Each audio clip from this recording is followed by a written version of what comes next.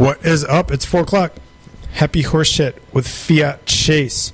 You are here or you're there, wherever you are. I have a guest coming on, Desi. I don't know. I know that they are a producer, that they're a musician. I don't know what they want to do, so I told them to hang tight.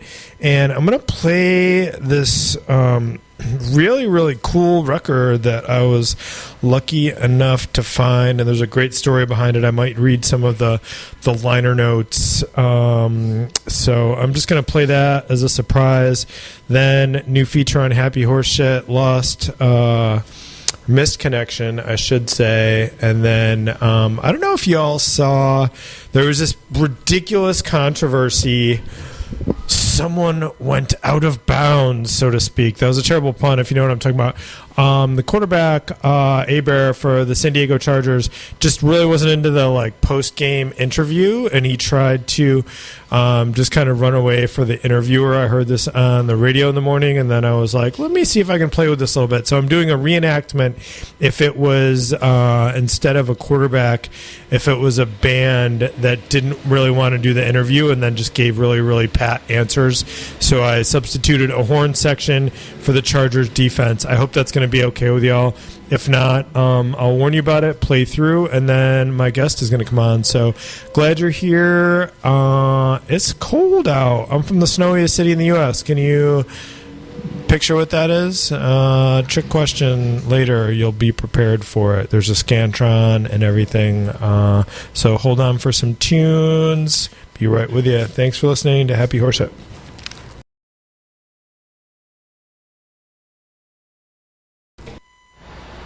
Guess what? Huge moment in my life. Scott just showed me how it's been a mystery, even though Sean from Bughouse Square showed me. I'm still getting used to studio. Nearly a year in now, coming up on a year probably, or coming up in the 9-month point.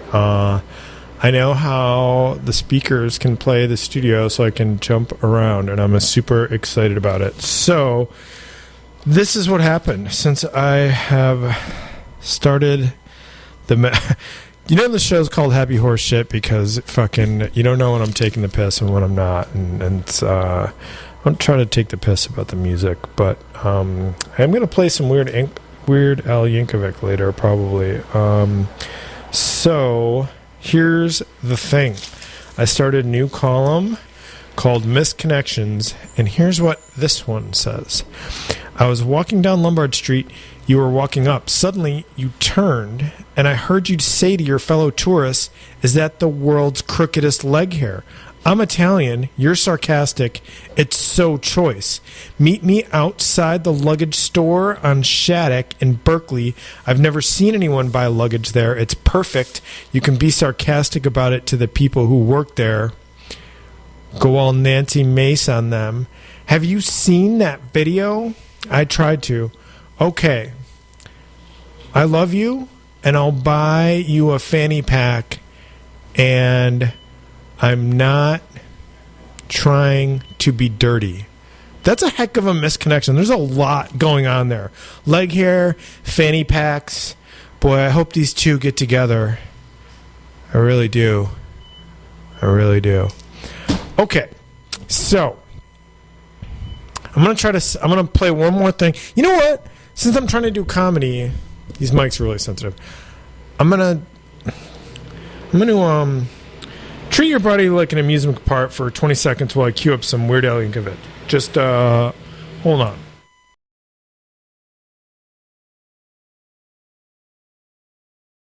All right, Weird Al. That's cool. So I'm super excited. My friend Desi's here, and they're going to play some hip-hop off of their phone.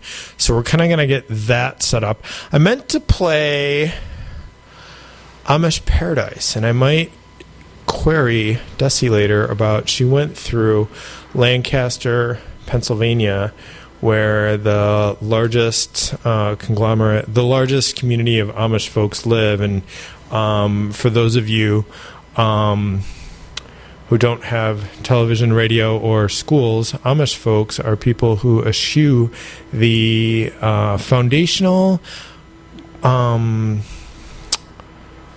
I was going to say contrivances. That's not the word. The modern living is not their thing. So I meant to play the song Amish Paradise, which is a play on Coolio's Gangster's Paradise, and I just watched the video recently. So Weird Al's cool. He lampoons everything without being mean, and unless you're a real prig, you usually get a laugh out of Weird Al's stuff. So I'm going to hand, until I get the other mic set up, make sure it works, I'm going to hand the headphones over to Desi and let Desi play some hip-hop.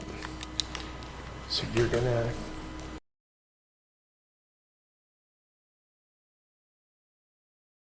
Hey, can you hear me through the headphones, Desi? I can hear you. Sweet. I can't really hear myself, but I can hear you. So tell me about what you just played. Okay, so this is Ouija Mac. Ouija Mac is a Juggalo rapper, so if you're, people listening are at all familiar with Insane Clown Posse, he's signed to their record label, Psychopathic Records. Interesting thing, I'm currently doing... This is going to be a little bit of a sidebar. I'm currently doing a YouTube channel where I explore Insane Clown Posse's music from a political and lore perspective. So exploring their history, politics, what's problematic about it, what they're trying to, get across, and how they could have done it better if they were more to the left of where they currently are. That being said, they signed Ouija Mac, who's actually a trans advocate, a vegan, very...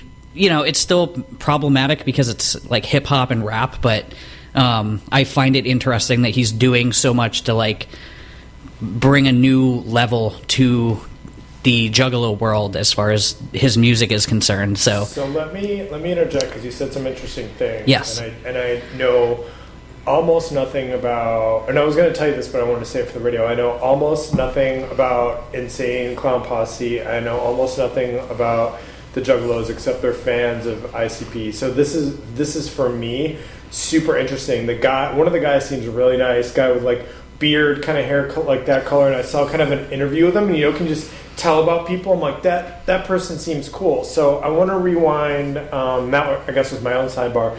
You said something about trans advocate and vegan, and you said that was controversial because it's hip-hop. So traditionally, and I understand about misogyny in hip-hop, although a lot of women from the beginning, a lot of people that do hip-hop from the beginning have been women, but there's a history of probably with most of our culture, but a history of homophobia within the black community, let's say history of using the B word, so coming off as misogynist, but do you think what you were saying, because this music is hip hop and because the artist is trans and vegan as well, that's what makes it problematic coming from that it's hip hop music? No. So Ouija Mac is not trans, but he puts a lot of trans women in his music videos in a way that's not tokenizing.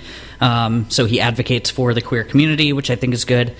Also, Insane Clown Posse has also had a history involving homophobia and some transphobia, and over the years they've kind of gotten better with it, using the F slur less, to the point that they're not using it at all, which is a huge thing. Violent J has gone on in interviews saying that if you heard him say something in the past and he's not saying it now, he wants you to know that back then he was a fool and he's learned from it.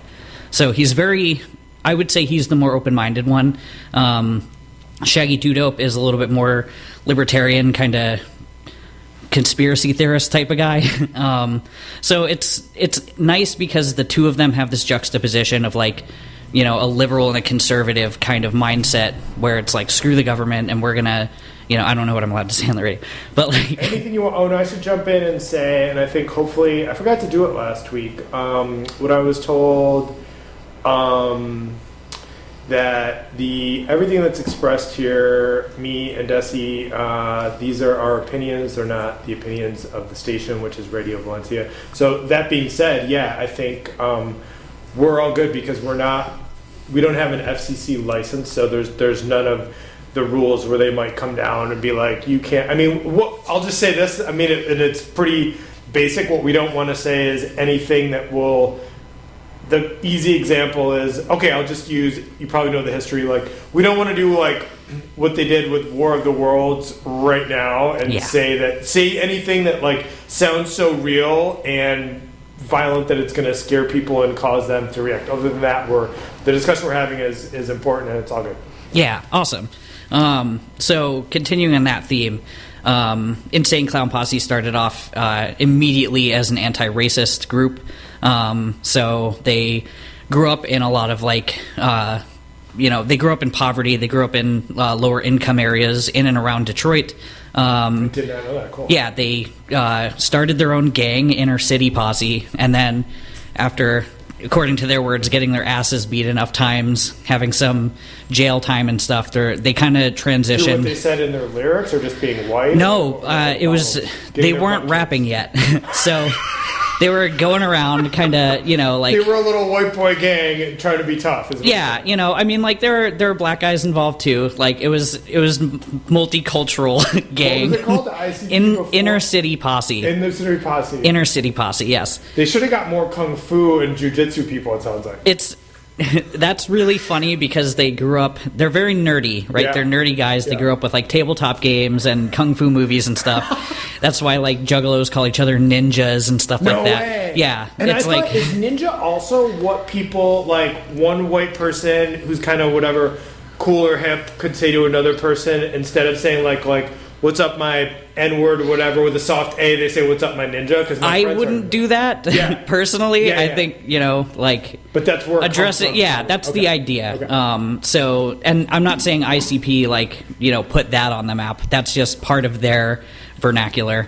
But yeah, they grew up, like I said, in impoverished areas and started a gang, kind of, did a little bit of, like, gang violence and stuff like that. Eventually, Violent J caught charges, and kind of when he got out of jail, I think it was like robbery or like 3 or 6 months for assault or vandalism or something. Right. He's kind of like reconsidered what he's doing with his life, and he's like, I've always really liked rap, and I've also really liked wrestling. So they kind of, used his knowledge of the wrestling world to put him and Shaggy as like these heel type characters for their rap group, which was now Inner City Posse, the rap group. And then from their transition, they supposedly Violent J has this dream where like clowns are running around Detroit and stuff. He calls it a vision, and he's like, this is what we're going to do. So they changed their whole thing to Insane Clown Posse. They started Psychopathic Records, and from there is kind of history. So, again, growing up in like the late 80s, early 90s, they listened to a lot of that really problematic hip-hop. And they tried to do something that was a little bit edgier in a progressive way, so anti-racist, anti-government.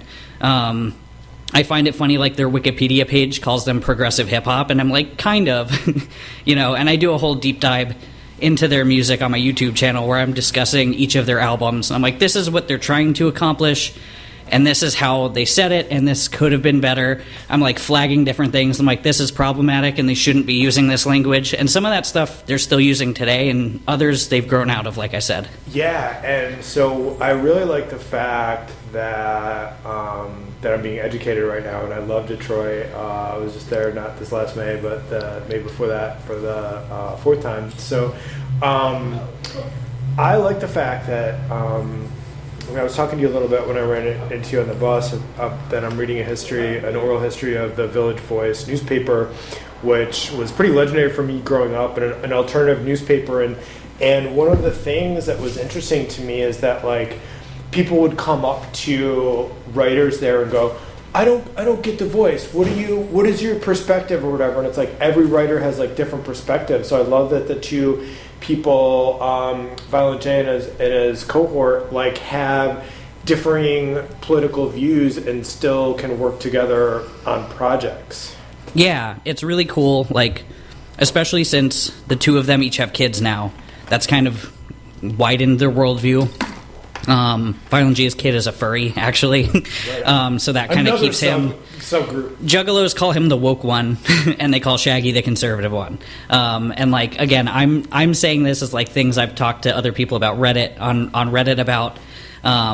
And also, like, Shaggy's kind of a conspiracy theorist, so there's, like, Illuminati talk and stuff like that in some of his solo material, which, you know, for people who don't know, the Illuminati is this whole, like, anti-Jewish conspiracy. I didn't know it was anti-Jewish. I thought it was just, like, I'm learning so much, so I thought, is it specifically that? Or I thought part of it was also, like, you know, there are so I'm going to see Eyes Wide Shut. Have you seen this movie? No. So Eyes Wide Shut, Stanley Kubrick's last movie, and it's freaking fantastic. It's Kubrick, and I haven't even seen all of his movies, but part of the premise is, and I want to not hold you up forever on my point here, but like I kind of thought it was like, so one of the main scenes is like this piano player sees an old friend and he's like, he's like, you should go to this party. And he goes to this like estate, you know what I mean? And he goes in and it's just like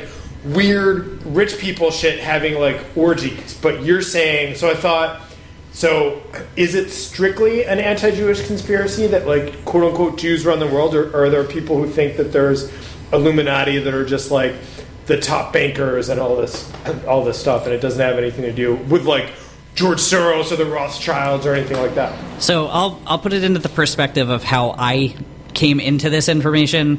When I was in my 20s, I was libertarian and I was like anti-Illuminati and I had all these conspiracy theories in my brain. And then I got linked to this page called the Rational Wiki, which basically dissects conspiracy theories and right-wing dog whistles and says, here's the quiet part that they're not saying, and this is the coded message. So that blew my mind. This is the coded message of the conspiracy. Yeah. Like you're going even deeper. You're going one level deeper. Like it's like, we'll talk more about that. Like, yeah. I'm glad I'm understanding it a little bit, but expand on that. Yeah. So what I thought was like, you know, out there theories about like Obama's a reptile person and Mark Zuckerberg is a reptile person. Those are like coded messages for Jewish conspiracy, and that comes from like the Nazis back in like the actual Nazis in Germany back in the First World War, where they started the whole thing about the Zionist bankers, and like it was this whole, you know, trying to kick all of the Jews out of society at large. It started the Illuminati idea. And that's, I was going to say, that's like in common language, a lot of people use that to mean like the government and corporations are terrible, so they use the word Illuminati as like a catch-all, and they don't realize that it's actually been like dispersed into society as specifically an anti-Semitic message. So I wanna get your opinion on and thought on something, and I sort of kind of want to read the history of this. Every once in a while I come across, I want to read some history of this. So someone on the bus, I'm pretty much down to talk to anybody, which is again why I like the fact that the main people in the ICP have different views on things, and their views are constantly evolving, it sounds like.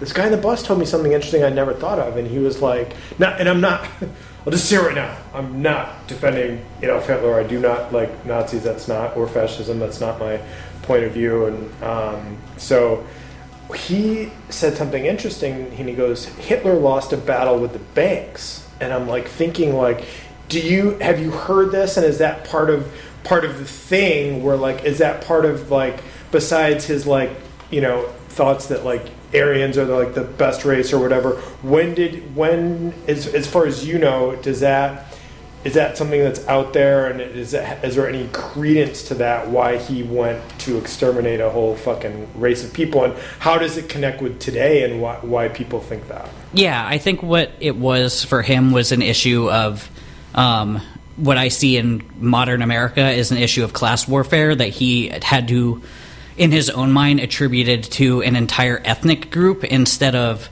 the class, social and class warfare aspect of it. So, like, he wanted to get into art school, and he was doing, like, pretty decent drawings of, like, buildings in Vienna and stuff like that, and, like, appealed to a Jewish art director who was like, you'll never sell in a museum.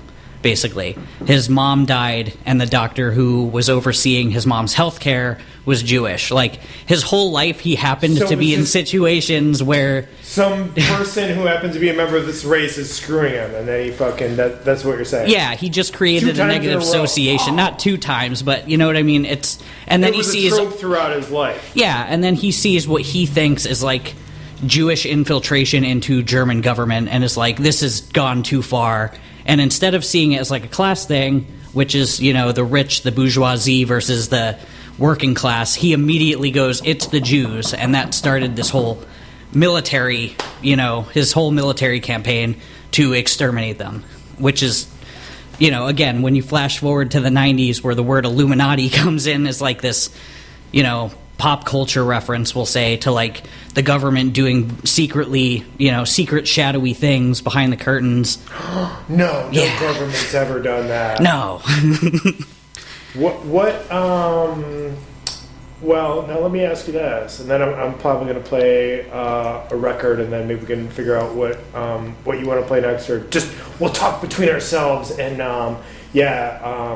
and what I wanted to ask was, is it difficult because Insane ICP they were really popular in the 90s, and I think they have a strong underground following still, right? People, at least like me who don't know much about it, know the name and know it's associated with hip-hop. So do they are there certain media outlets that like pander to them and always have them on, or are there certain does the mainstream media know how is the mainstream media handled Insane Posse from its inception until now? Like, what have been the waves?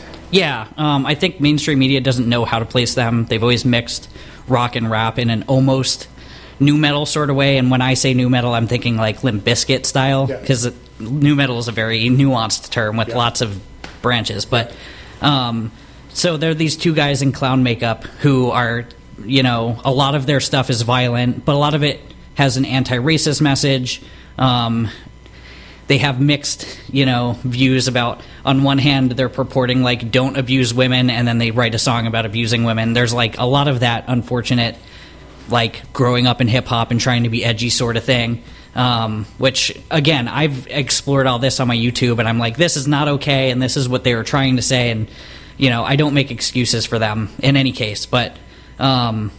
you know, like MTV doesn't know where to put them. Like, do they put them on the rock? Do they put them on the metal? Do they put them on the rap? They don't really fit in anywhere. So that's kind of why they carved out their own niche with, like, the gathering of the Juggalos that happens every year. They do a Halloween show every year. They have a whole bunch of different shows that they do year to year. And,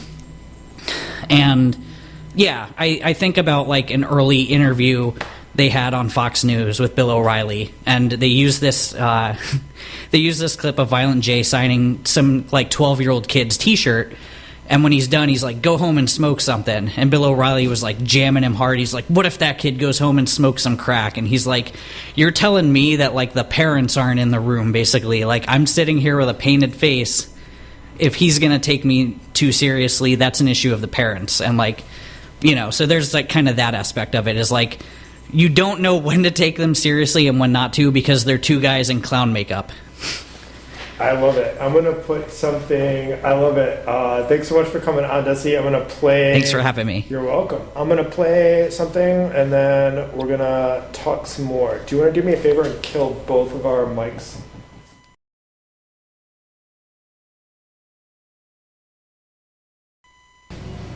All right, Fiat and Desi are back. That was Snoop off a Pharrell produced album.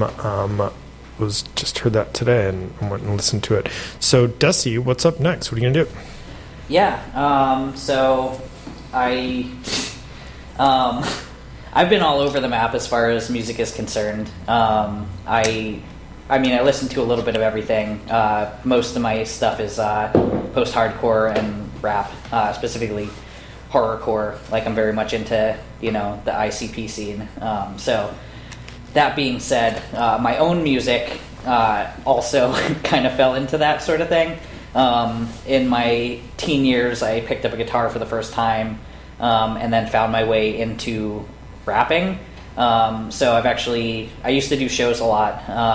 I opened up for everyone who was on Psychopathic Records between the years of 2010 and 2013. Sick. Almost went on tour. That's a whole nother story I'm not going to take up time with. But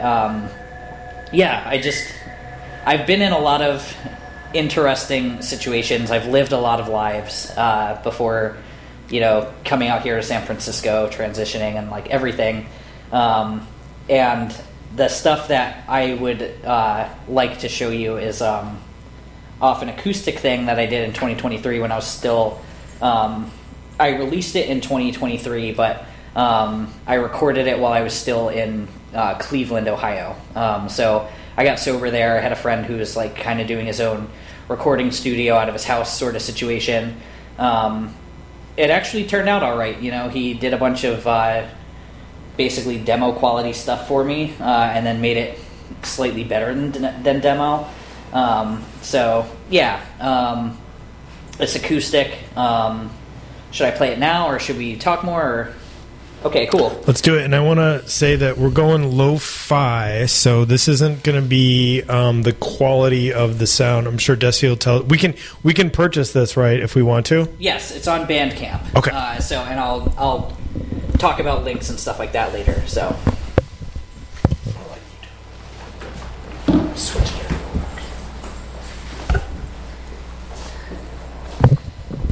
So this song is called Dead Weight. I wrote it probably 2020 or 21. COVID had happened. I was getting sober for hopefully the final time. I'm currently sober over 5 years. So, Dead Weight is just about like the weight that I put on relationships. And it's very relevant to me. Now, like being sober off of drugs and alcohol is one thing. Finding out that I qualify for, other flavors of recovery, especially around relationships. The song just hits me different. So I hope y'all enjoy. Let's see what. Can you hear me, Desi? I can hear you. Oh, that was amazing. Thank you. You're welcome. And now you've inspired me because I've been wanting to do this. I have 2 guitars in my room and was taking lessons, but now and I even got a nylon string, so I'm just that's like the move. Next thing is down like to a ukulele with no strings, right? But so who like songwriting, and you gave us a good preview of what the song was about. What are some influences that led you to what? If you tell me about like some, because it's very different from the first record that you played that was kind of like underground hip hop record. So what who do you look to when you might sit down and write a song historically? Who are your fans of? Yeah, I've had so many influences over the years. My early 20s, like I said, I was very libertarian. I was a huge Eminem fan. I haven't listened to him in years. He has like a couple of songs I throw on every now and again, but I don't really keep up with him anymore. So like that, Eminem and ICP when I'm writing rap stuff, Twisted a little bit. And then when it comes to my rock stuff like this, Alkaline Trio, Blink-182, I really like Midwest emo, so like Armor for Sleep, Bayside, stuff like that. I feel like I'm all over the place when it comes to my musical inspirations. And that has kept me genre fluid. Yeah. Yeah, that's awesome. It sounds like something that could have been like in the middle of a like Fat Records like product, like, you know what I mean, during that time period that you mentioned. So I'm gonna play one more record and then we'll figure out. I had a question that I wanted to ask you. Do you want to hit the mics and then I'm gonna, or just like silence them and I'll see what I want to throw on?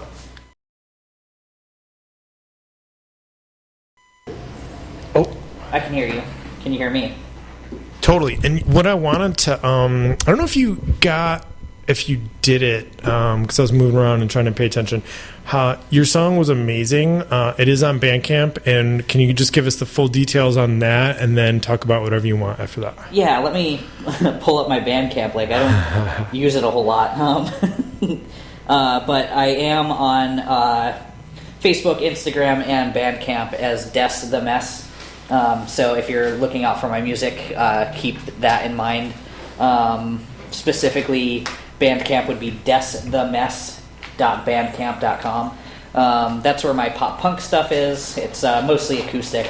And it's the last stuff that I recorded when I was living in Cleveland. So I haven't done anything since then, but thanks to some recent connections that I've made, I have a rock album written, so I'm preparing to, compose it and record that in coming months. And also, I made friends with someone who is a music videographer. He films music videos. I'm not sure how that title translates, but I might know this person. We'll talk after. Maybe. So his brother is actually a rapper, and they found out that I rap, and so there's talks about us getting connected, which would be really cool. So that's awesome. That would be the first rap that I've written in over a decade, which would be really exciting, because just the way that my perspectives have shifted since I was writing. So yeah, I wanted to ask you something. When you say, and I have views across the board, which makes me a real pain in the ass. Sometimes in my mind, because I feel what I mean by that is getting to be a known writer, and I'll have people come, and I feel like people, like I literally say when I say my prayers, like, God, don't let people trick me or whatever. And I have people come, and sometimes I get a little like, you're saying this because you fucking, you saw that I wrote this. So why don't you just say that and we'll have a real conversation. So when you say libertarian, what I know about that, and I'm not a libertarian, but I'm open to all views. I respect all views. It seems like to me, this is someone who has read The Fountainhead by Ayn Rand and is saying that, like, smallest government possible, and that's my broad that's about what I think I know. So correct me if I'm wrong. Yeah, so being a young adult in the early 2010s and having unlimited access to the internet, specifically Facebook groups and stuff, I was very influenced by armchair libertarians who were right libertarians. Like, when most people say the word libertarian, they mean a conservative who is small government, usually like pro-Bitcoin, sometimes has progressive views, but that can be bogged down by like corporatism and stuff like that. I've never read any of Ayn Rand's works. I don't claim to. I never really wanted to either. It was kind of like my rebellious thing at that point. I was a libertarian in name only, as far as that's how my views were. I was just influenced by what other people said and tried to say that, like, I was a free thinker. Right. I consider myself a classic libertarian at this point in my life, which is actually a leftist. Some people don't like to hear that, but it's the truth. Libertarianism came about in the time of the French Revolution. We'll talk about libertine versus libertarian, because I'm a bit of a libertine myself, which is like very much like autonomous freedom, like do what you want within reason, right? Yeah. So I consider myself at this point in my life an anarchist communist. Okay. Or socialist libertarian. Yeah. Which, I've had arguments with people who say that, like, those two things can't coincide. I believe in right libertarianism in the respect that small government is important, and also giving all of that power to corporations is a bad idea. We're seeing libertarianism accelerate fascism here in America right now. Talk to me about how and what, because I was going to jump in and say that too, is that, like, every once in a while when I see people protesting, sometimes I have a good approach, sometimes I don't, but I want to have a good approach. But I'll have to say, a couple weeks ago in Berkeley, I was just like riding my bike and there was this little protest and I like went up and I was like, the millionaires are mad at the billionaires, right? Which is kind of, it's an easy, I think it's a funny thing to say and it's partly true, but it's not going to bring out good discourse. So, which is what I want to have. But my point of going on this tangent is at one point I'm like you, I try to stay open and I'm influenced by what I read and I try to read good stuff from across the board, and someone kind of pointed out to me, you mentioned fascism, which to me in my mind is 100% pro-business at the expense of civil liberties of the citizens, right? I'm working my way through 1984 again, so it's really fucking spitting me out on this. But one time I went up to somebody it was actually at Civic Center, and I was like, why don't you tell me the difference between neoliberalism and fascism? And they were like, I don't know. So I was like, my answer to that, they gave me an I don't know. I said, I think a few civil liberties depending on what country you live.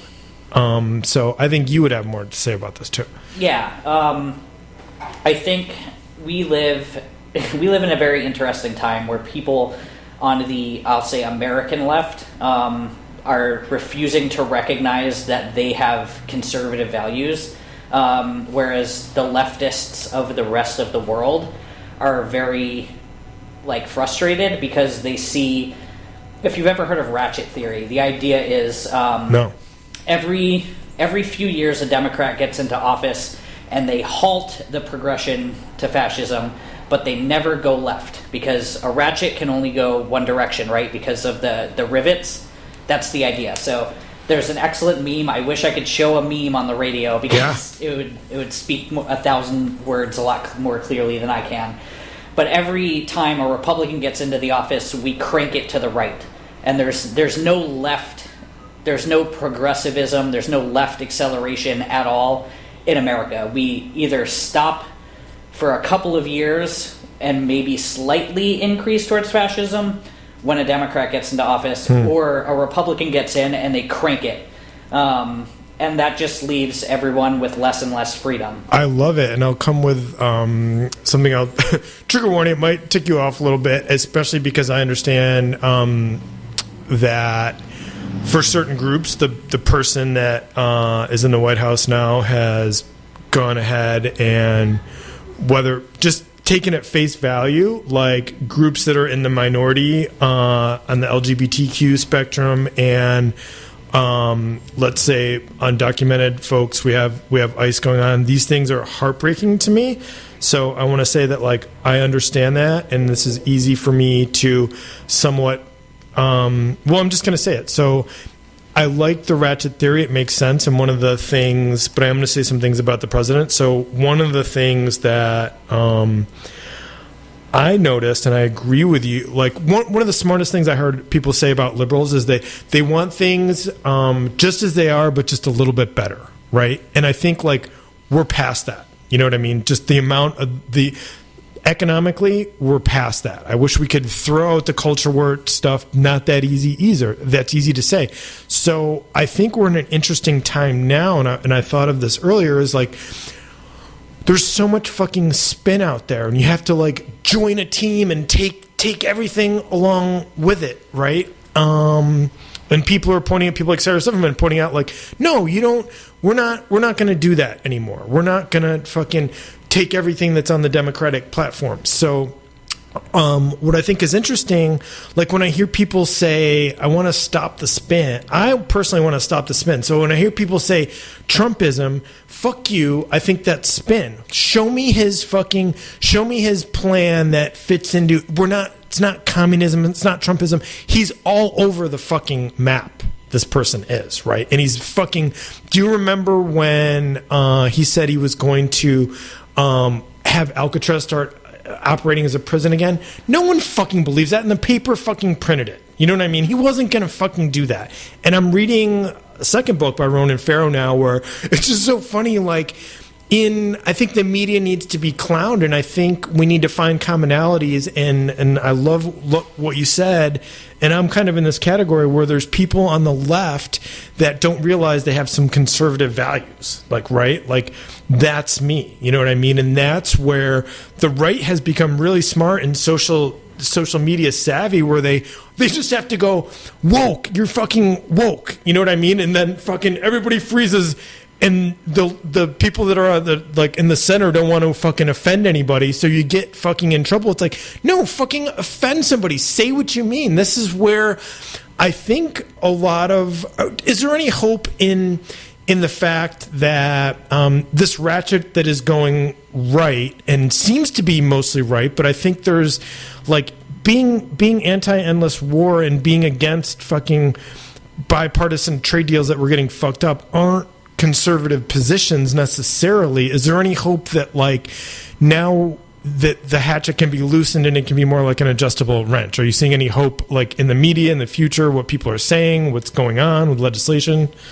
It's really hard, and I think we're at a point in capitalism, under capitalism being the main form of economy around the world, that it's kind of impossible. There's this hope that, like, if we vote for the right people or we're represented by the right kind of people, that everything will just work out in the end. Has that ever happened anywhere besides, like, 5 places? Like Václav Havel, I think of in Czechoslovakia, Velvet Revolution. That's kind of a pipe dream, right? Yeah, it's my opinion, and it's not a super educated one. Is I lean more into left accelerationism at this point. I'm like, we're at a point where capitalism is inevitable. Like, I think a lot of people on the left, and I'm going to offend some leftists who are listening, are armchair leftists who are just like, well, we need to wait for this, perfect leader to rise up and give us the perfect revolutionary message. Totally. And we're going to overthrow the government, and then everyone will have the correct rights, and everything will be taken care of. There'll be health care, and trans people will thrive, and blah, blah, blah. And I'm like, no, we need to seize the means of production, and right now the means of production are going into AI. And I know that sounds really nuts to some people, but the idea is, if we don't seize these technologies that are going to put people out of work, we're already seeing it. They started with artists, right? Like, you can... Oof, yeah, that was what the strike in Hollywood was about, yeah, right? You can AI anything on a prompt now and get a picture back, and it's stolen art. It's all stolen art. But that's putting people out of jobs, right? Like, the fear in the early 2000s was like, oh, if you don't like your job at the grocery store, we're going to replace you with a machine, ha-ha. So seize the means of production. Let me stop because I want to talk about that. Like, that sounds like... And it's funny, I think the first time I was in radio ever, they were like... I was reading Kyle Lawson's book, who started Culture Jammers. He started Adbusters, which I read once in a while now, right? And... like, the person was like, just their approach I didn't like, and I think people looking back at it now, they're like, are you a Marxist? And I'm like, yeah, I guess I'm a Marxist. I just want to see what, and they were just like, oh, so you think there's no problem, blah, blah, blah. So, like, seizing means production does sound, and it doesn't sound like something I want to do, but like, and I'm happy to discuss this point with you. That sounds like a strictly Marxist revolutionary type view. Is that your view, and is that rational? And is there another softer way that you think we could have a better society and a better world? Because I think your point, which a lot of people are thinking now, when people talk about end stage capitalism, it's like everything, especially look at all these mergers going on with all this, with everything, with all the power out of our hands and in the people's hands and into the lobbyists' hands and into fucking big Warner Brothers, for instance. And why is this? How is this a good idea? It is not. Yeah. Where are antitrust laws? Who is letting that fucking happen? And if stuff like that, is that why, like? And I was super against AI for a while, and I make fun of it, and I'm like, oh, you know what? It has its good applications, fucking science and medicine, but like a computer has no fear. It cannot. It fucking doesn't operate like me. It has no doubt. I don't want to, like, I watched War Games in 1983. So with these mergers and everything like that, is there another? Were you talking when you were talking about seizing the means of production? What does that mean? And or if people like me don't think that's a great idea, is there another way to go about it? What do you mean exactly? Yeah, Peter Kropotkin wrote in, I believe, The Conquest of Bread, he was talking about if everyone just kind of takes their hands off of the machine and puts their hands behind their back and is like, I'm not doing this anymore, we literally stop the flow of capital, right? Like, there was a joke about that, I think 2020 or 2021, that giant freighter that got stuck in the dam, and it delayed deliveries all over the world, and everyone on the left was like, that's how you disrupt capitalism, that's how you seize the means of production. But didn't the pandemic do that? I don't remember if it was during the pandemic, but I remember it was like trying to turn around or something and got jammed sideways in this canal, and it just disrupted everything. People were pissed. The point is, it's a general strike, basically. Yeah, is what you're talking general about. strike. I think we had an opportunity to do that during COVID when a lot of people who had, what do they call it, like the mandated jobs or whatever. Essential workers. Essential workers, yeah. They had an opportunity to be like, no, I'm just not going to do that.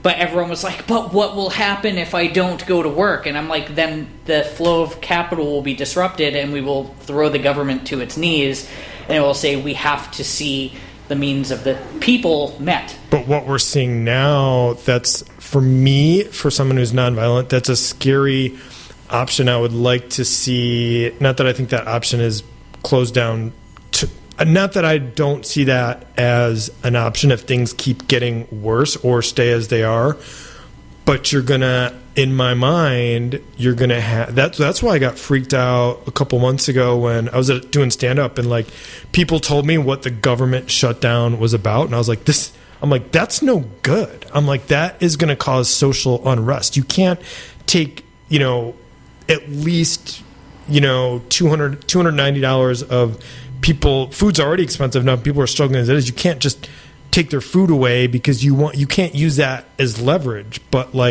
so I don't think either way it's good. But what my worry is if we do that, don't you see? So let's say that there is a general strike, right? And don't you see the government being violent in response to that? Yeah, absolutely. I think that's the problem with the way that things are now, right? I feel like, as I said, we had an opportunity to do a general strike in 2020 and nobody took it. And that goes back to to answer your question earlier about the difference between neoliberals and fascists, is the neoliberals were like, well, I'll just wait this out and I'll see what happens. And the fascists were like, well, while you're waiting, I'm going to seize more power. And that's essentially what has happened since. I believe thoroughly that our democratic contemporaries failed us during the COVID era. How so? Give me a couple of examples. Because they could have used that as an example to say, see, now we could use socialized medicine. Now we could use, what do they call it? Universal basic income, right? They're trying that in Oakland a little bit, right? Instead of sprinkling these little checks and just being like, we're going to pay you $1,000 to stay at home for a couple weeks. A little Band-Aid. Get your ass back to work. Yeah. And they could have implemented all of these changes and then some, and would have, in my opinion, Democrats would have won this election if they had done more for the working class. They had some leverage they did not use. They took their hands off and were just we're just going to wait and see how this works out. And as a result, the fascists seized power. So to answer your second question, which was what do you do in a general strike? At this point, the government comes in and says, get out. Right? We even saw that with the railroad strikes that were going on. Joe Biden was like, everyone better get back to work or else. And they fired people. I didn't know that. I knew they came in and they bailed out Amtrak for, I think, the second time historically they did that. There's a lot of tangents I could go on. We need to stop with bailouts. We need to stop. We have no care about the working class in. I mean, had we ever just? Do, but mainstream politicians do not. No, absolutely not. And a guy that I really, really like, that I wish people would, I mean, especially when I start talking about the economy, I point people to Yanis Varoufakis, and specifically his talk at the New School for Social Research on the Future of Capitalism. And he's somebody that, like, he pisses people off, and that should be like, we should ask as a society who he pisses people off. But, like, people also want to help him. He ended up, he was teaching at the University of Texas. I'm working on another one of his books, but I read Adults in the Room. And just to give you a quick example, and then maybe we'll go back to music, or I want to hear more of your thoughts on things. Like, I was astounded at Adults in the Room. And this is an honorable person who was dealing with the top bankers in the world, and he was refusing to do exactly what you're saying we should refuse to do. Like, no, we're not going to keep doing this. This doesn't work. And everybody likes this guy, he's funny, and he means well, and he talks about, like, well, when I went to go meet with the Eurogroup, he's like, as the finance minister of a corrupt state in a radical left government, he's like, I tried to be moderate, and then everybody laughs, right? So somebody like that, I think, using humor in art and getting word out that, like, hey, we're not going to continue to suffer anymore, and we're just tired of the culture wars. I remember I said one thing, and then I want to hear what you have to say after this. Anything you want. I remember I talk about this a bit. I spend time on college campuses, and I saw this, like, placard like you see outside a coffee shop. It was like the Radical Center. That's what it says. And a former congressperson was speaking. I was like, you know what? I think I see. No, I know what they're doing, I think. And this is like 2018. I'm like, I'm going to go listen to them talk, right? And typical politician, of course they're not in Washington anymore. They're some fucking lobbying firm right now, from my understanding, right? So they double back on themselves just in that talk. And then I raise my hand, and I say, I think what we're missing something. What the American voter wants is to have a few extra dollars in their pocket so they can go to the bar and have a beer with their buddies, and they can take their family to a movie. And the way I said it was, and I can preface it by saying I didn't mean it in a disrespectful way to someone who has gender dysphoria, but I was like, when that happens, when you have a few extra dollars in your pocket, you're not worried about, like, the dude in the dress passing you on the street. That person is not the problem, right? And this is what our culture war, like, we know what I wanted to say, and if we could circle back, because I wanted to hear what you had to say about it.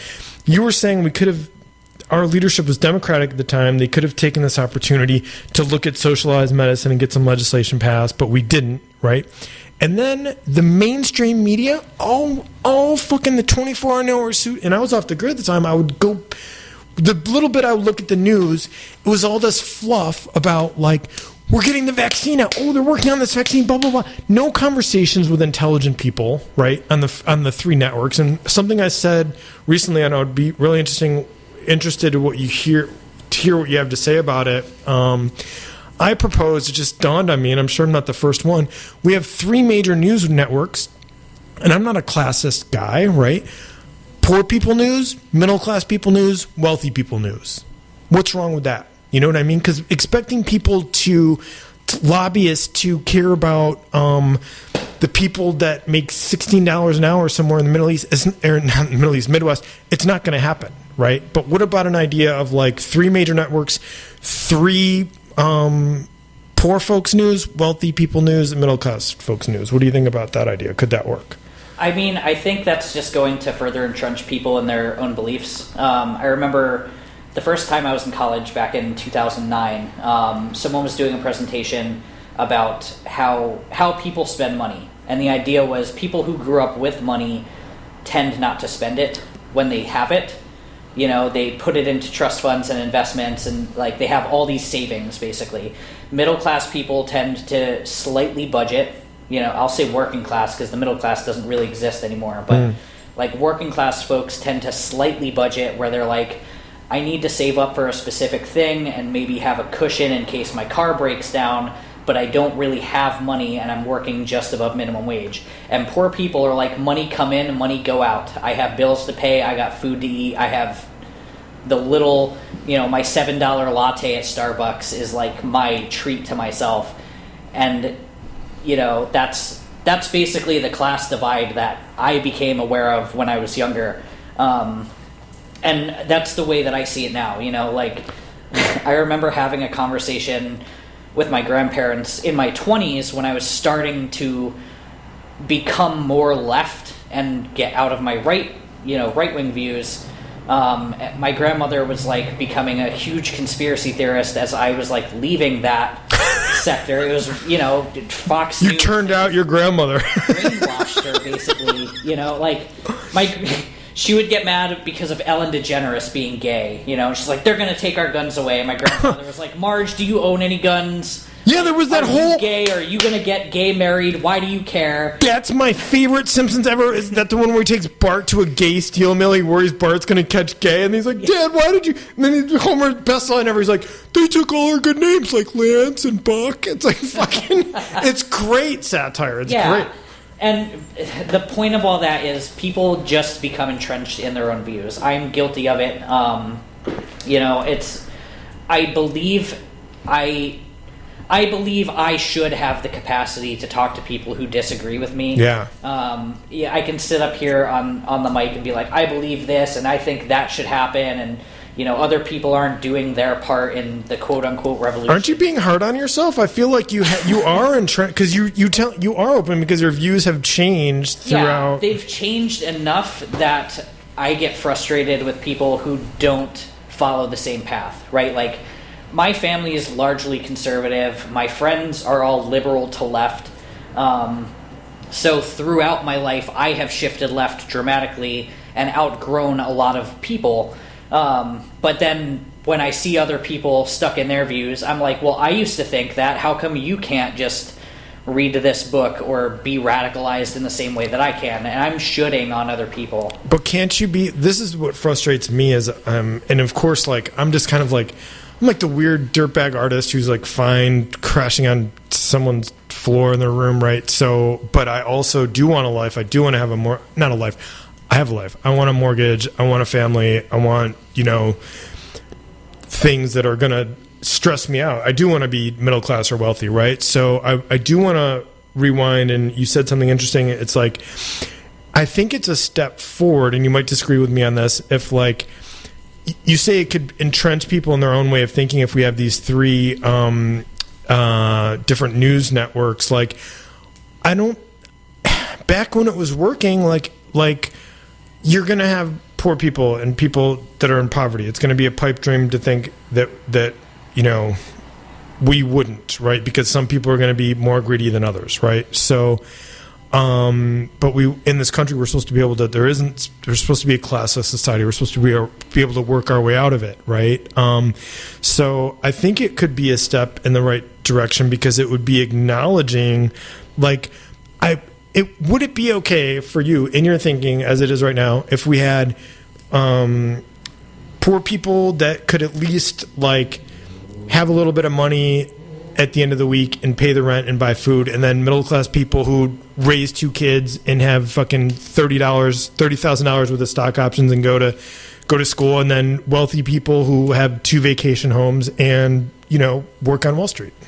Yeah, I mean, it's frustrating because I have a sort of utopian view where I'm like, everyone should just have all of their things, right? Like, I don't believe in class systems. I don't believe in currency.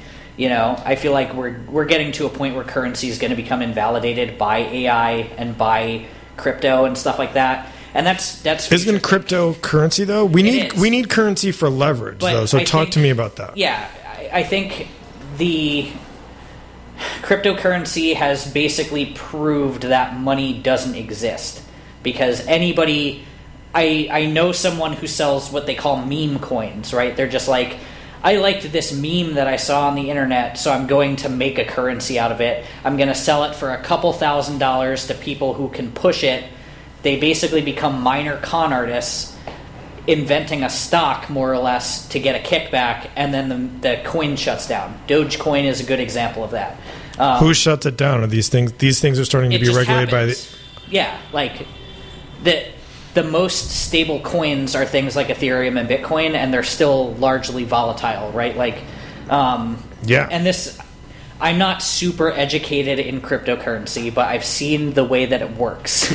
And what I'm trying to say is, over time, it's going to just prove that things like the American dollar don't matter anymore, right? Like, if we can have a global exchange where I can go to Europe and like that's the goal of things like Bitcoin. Yeah, but then it brings into the. I can go to Europe and spend my Bitcoin there, and it's worth just as much today as it will be tomorrow if I fly back to America and spend it there. China is working on perfecting a system like that, but this is the thing that when people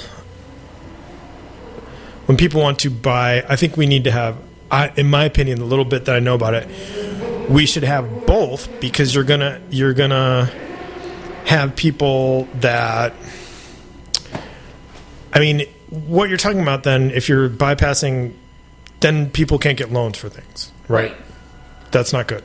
I don't think. We need Wall Street. Like Robert Reich would say, Wall Street's not malevolent, they're just acting in their self-interest. So talk to me more about, because you sound more knowledgeable about it, like, how does Bitcoin prove that the American dollar is useless? I mean, we know that it is because it's a fiat currency, the American dollar. We saw when we switched from gold to the petrodollar in the 70s. Some people today still think that the American dollar is backed by gold. It's really backed by oil and partially our trade interests in like Europe and the Middle East. And their economies are largely doing better because of our investment in them. And we are the world's backup currency, though, right? So, but you're saying it's not backed by gold anymore; it's backed by petroleum, right? And that's why, for instance, the U.S. and Europe don't want BRICS to come into being because it would destabilize. Brazil's got a lot of oil.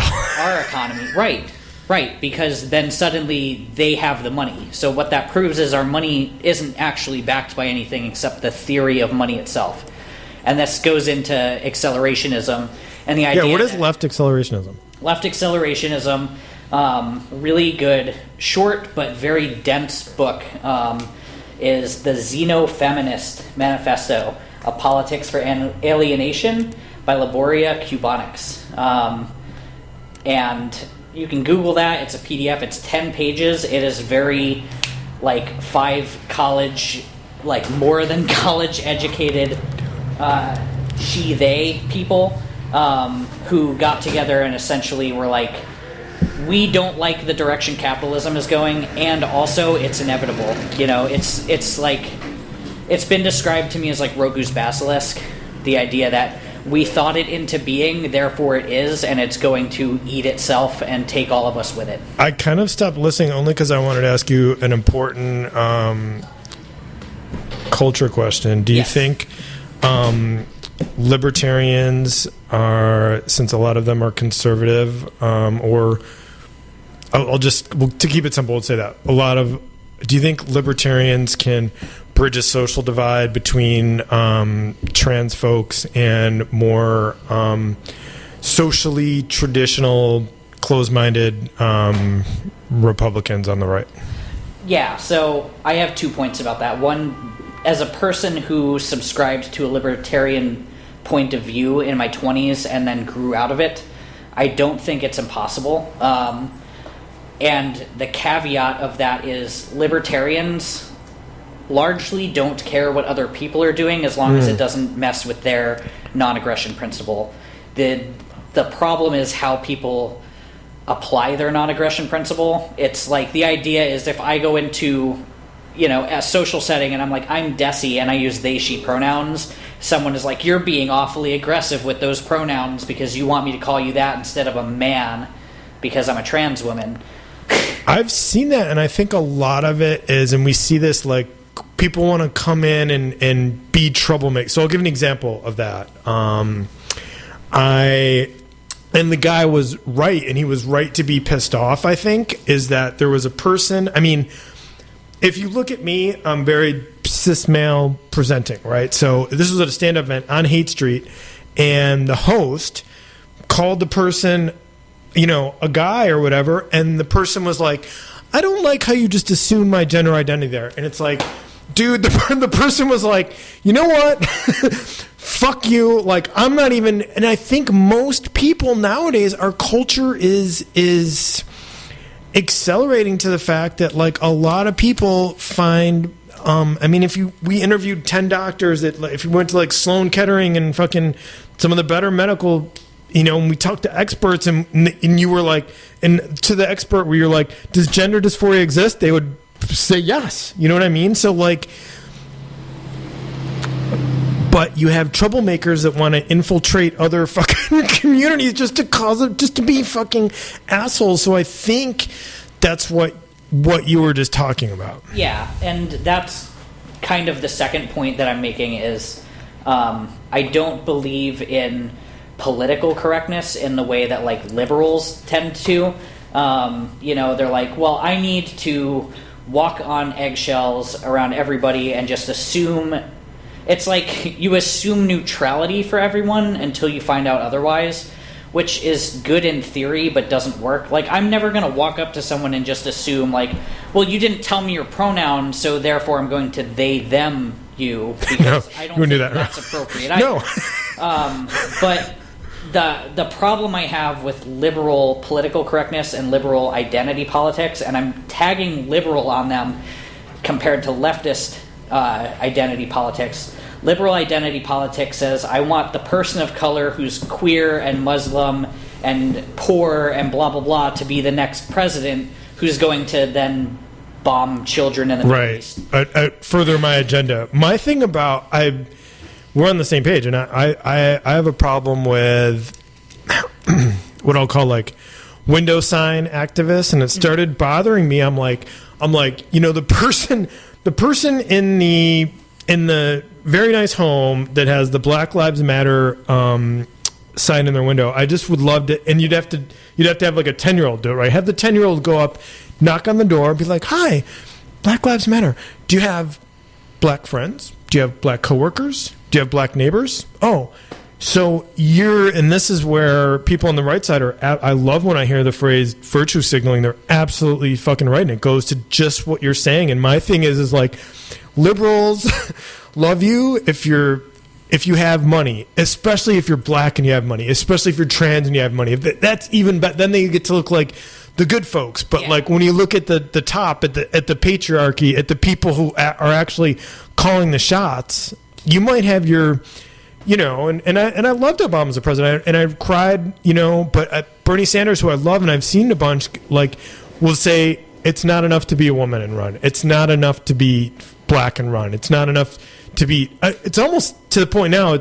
We're close to. I think I can say now that we have finally, and people are misgendering her on purpose, being jerks in Congress. This came up like 4 months ago, like not calling, and I think the person is in Minnesota or somewhere, you might know the lawmaker, just like, okay, maybe once you slipped up, right? But not really, because the person in Congress is very feminine. You would think they were a female, right? And I think they identify as a female, right? So are we past the point, and then maybe we'll play some music. Sean's going to come back and start setting up, like, are you with me that, like, it's not enough to be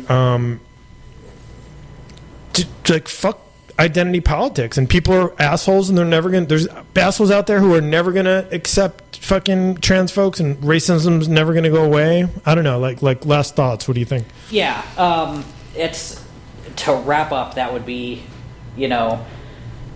I have to say, like, I'm a white person, so I have to check my privilege constantly, and also recognize that, like, that doesn't necessarily, like, put a silver spoon in my mouth all the time. Like, because I'm a trans queer person, I get marginalized, but because I'm a white person, I have different privileges that people of color don't. So I'm really into intersectionalism, and I'm very careful how I say that, but it really goes back to my point that, like, I mean, I'm disappointed in Bernie Sanders at this point in my life, because he's another one I think could have done better. But he helped radicalize me when he was running, because I saw a lot of the issues that he was talking about, And I agree that it's not enough to just like be a token marginalized person running for a position of power, because what you do with the power says a lot more about it than who you look like.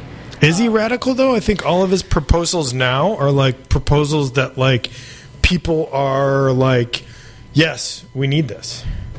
He's radical in American politics. He's left of American politics, which makes him radical in their eyes. Like, according to Trump, Bernie Sanders is a communist, and Bernie Sanders is not a communist. And I say that because I'm a communist.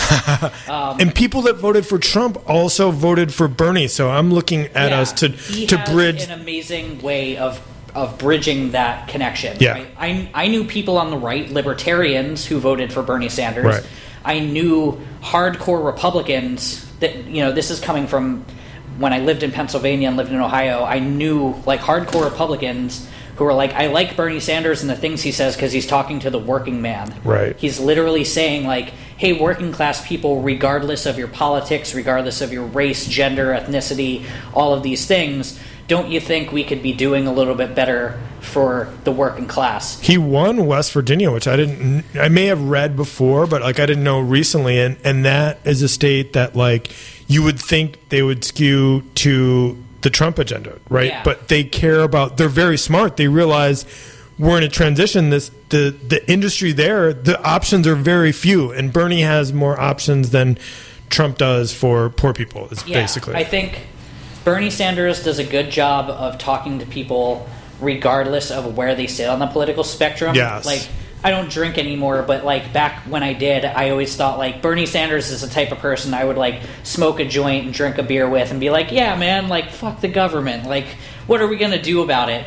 And like he has that type of energy. Yeah. And at the same time, I'm envious of the fact that he can talk to other people who disagree with him, because I struggle to do it. At least you admit it. Yeah, no, absolutely. It's really hard for me to like not engage in politics on social media, because I go into comment sections and I'm like, oh, you think that, do you? And I'm like, I don't have time.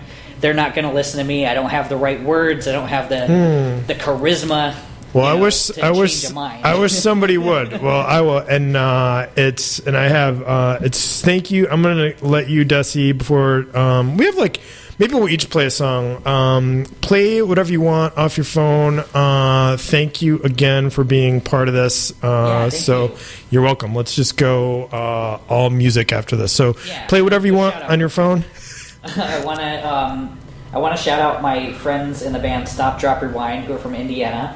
And I want to shout the Chapter 17 Street Team holding strong for Chapter 17 Records. And you play something and I'll pull something else up. Thank you so much for having me tonight. No problem, Desi. Hold on and make some eggs. This is anytime I'm like long pause, I'll tell people to make eggs because politicians don't know the price of eggs.